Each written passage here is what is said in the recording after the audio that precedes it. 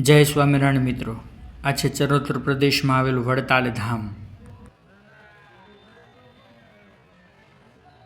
પ્રથમ તો ગૌરીપુત્ર ગણેશજીના દર્શન કરીએ અને અંજની પુત્ર હનુમાનજીના પણ દર્શન કરીએ.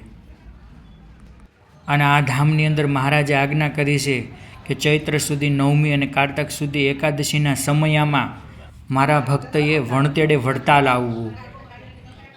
અને પ્રથમ ખંડની અંદર શ્રી હરિકૃષ્ણ મહારાજ અને શ્રી રાધાકૃષ્ણની મૂર્તિ શ્રીજી મહારાજે પધરાવેલી છે.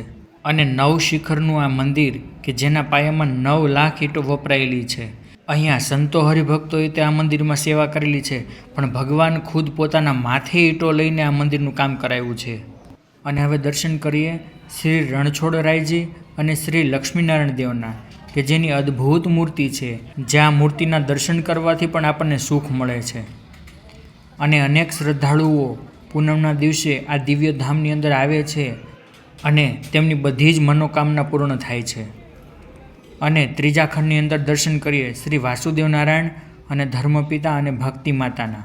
અને હવે દર્શન કરીએ શ્રી સુખછૈયાના. અને આવી અનેક ભગવાનની મહિમાની વાતો અને તેના પ્રસાદીના સ્થાનના દર્શન કરવા માટે મારા પેજને ફોલો કરશો.